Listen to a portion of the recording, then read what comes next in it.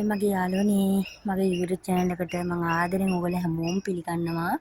ඉතින් යාළුවනේ මම අදත් වීඩියෝ එකක් අරන් ආවා. ඔන්න අපිට අද නම් වහින්න වගේ අඳුර කරලා තියෙන්නේ. ඉතින් මම ඔයාලට මුලින්ම පෙන්නන්නම් මම අද මොනවද හදන්න යන්නේ කියලා. සුදු කැකුළු හාල් මේ වගේ පීරිස්කෝප් එකකින් හුඬුවක් මැනලා ගන්නවා කට කපලා.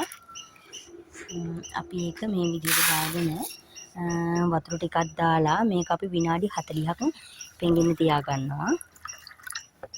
මේක විනාඩි 40ක් පෙඟෙන්න තියා ගන්න ඕනි. ඔන්න යාළුවනේ හාල් ටික මම සෝදලා ගත්තා. දැන් විනාඩි 40ක් හාල් ටික හොඳට පෙඟිලා තියෙන්නේ. අපි මේ ටික බෙන්ඩර් කප් එකකට දාගෙන මේ ටික බෙන්ඩර් කරගන්න ඕනි.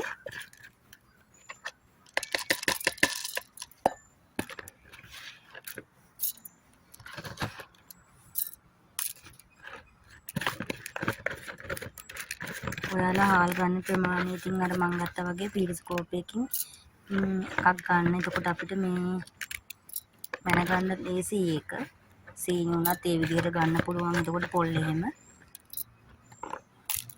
දැන් අපි මේ උකු පොල් කිරි වලින් අඩු කෝප්පෙන් එකක් අරගෙන තියෙනවා.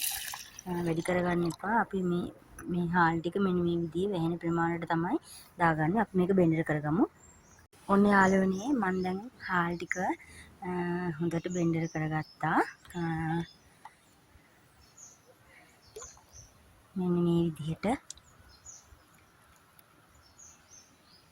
බෙන්ඩර් කරගත්තා. මේක අපි පැත්තකින් තියලා අපි පොල් පැණි එක හදා ගන්න ඕනි.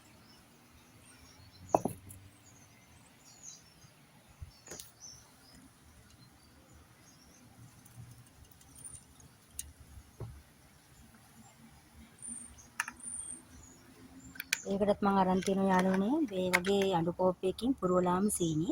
ඉතින් අපි කැරමන් කරගන්න සීනි පොඩ්ඩක් මෙහෙම දාගමු.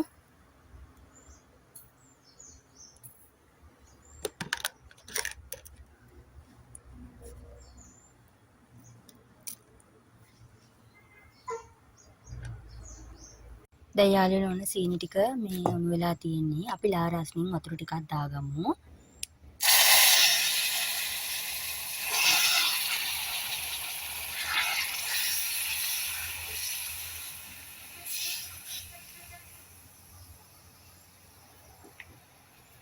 ඊට පස්සේ අපි ඉතුරු සීනි ටිකක් දාගමු.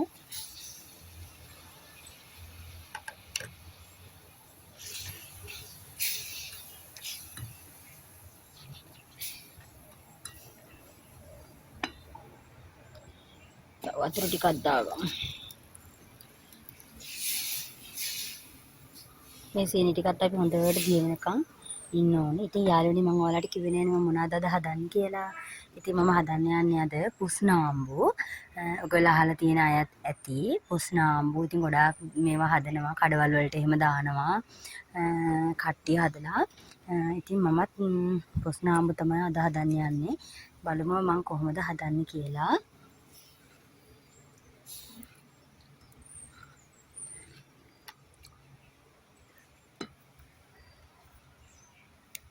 සීනි ටික දිය වෙනකන් ඔහොම පොඩ්ඩක් ඉමු.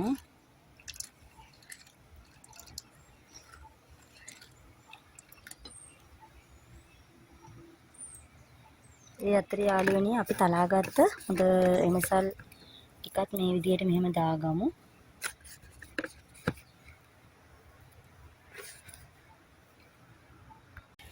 ඔන්න දැන් සීනි ටික හොඳට දිය වෙලා තියෙන්නේ. අපිට දාගන්න පුළුවන් දැන් පොල් ටික. මෙතන තියෙන අඬු කෝප්පෙන් එකක් පොල් අරගෙන අපි ඒකත් මෙන්න මේ විදිහට දාගමු.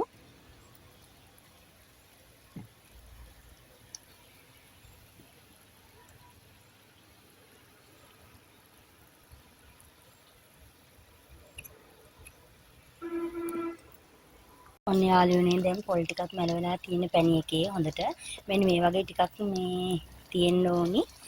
දියරට වගේ එහෙම තියෙද්දි අපි මේක ලිපෙන් බා ගන්නවා. ලිපෙන් බාගෙන අපි රස්නේ පිටින්ම මෙන්න මේ පොල් එකට මේ පොළුයි හාල් එකයි බෙන්ඩර් කරගත් එකටම අපි මේක මේ විදිහට දා ගන්නවා. මේ විදිහටම දා ගන්නවා.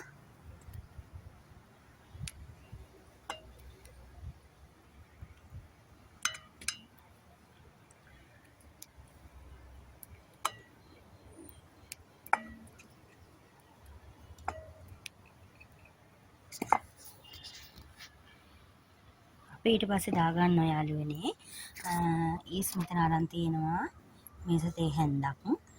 අපි ඒකත් මෙහෙම දාගන්නවා.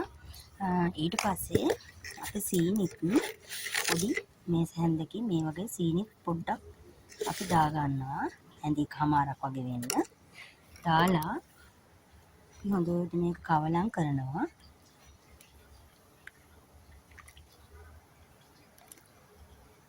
මෙන්න මේ විදිහේ කවලම් කරලා අපි මේක යාළුවනේ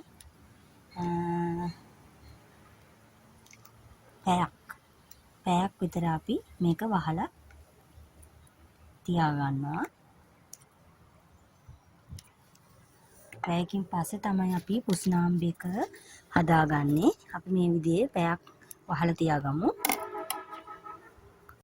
ඔන්න යාළුවනේ ඉතින් පැයකට පස්සේ අපේ මිශ්‍රණය බලමු දැන් කොහොමද කියලා මේ තියෙන්නේ. ඉතින් පැයකට පස්සේ තමයි මෙන්න මේ විදිහේ තියෙන්නේ. මේක ඉතින් පොඩ්ඩක් දියරට තියෙනවා.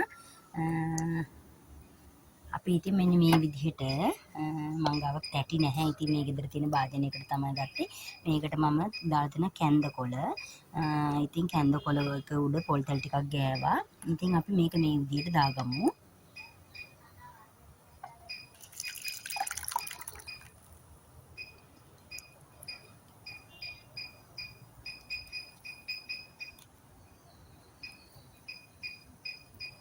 මෙන්න මේ විදිහේ දාගෙන ඉතින් මෙන්න මෙහෙම දාගමු.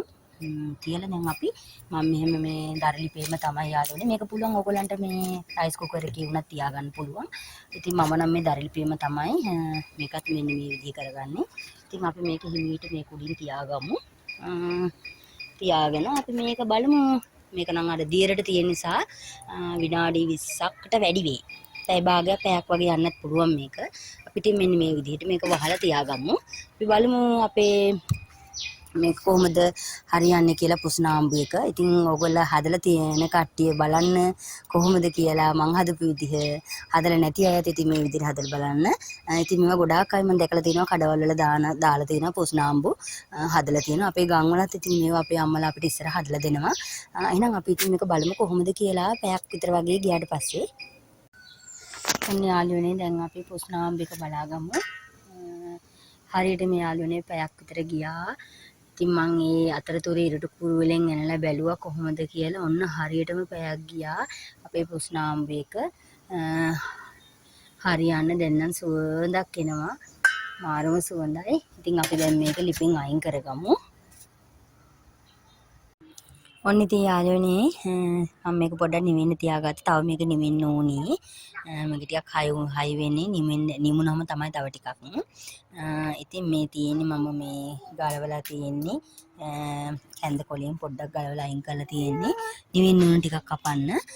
ඉතින් ඔයගොල්ලත් මේ විදිහට හදලා බලන්න පුස්නාම්බු. ඉතින් හරිම රසයි. ඇත්තටම හරිම රසටම ආවා. ලොකු වියදමක් යන්නෙත් නැහැ. ලොකු දේවල් දාන්නෙත් නැහැ. ඉතින් පොඩි පොඩි ටිකක් තමයි දාන්නේ. ඉතින් ඔයාලත් මේ විදිහට හදලා බලන්න. එහෙනම් තවත් දවසක ඉතින් වීඩියෝ එකක් අරගෙන එන්න යාළුවනේ හැමෝටම බුස්සන්නයි ජේසු පිහිටයි.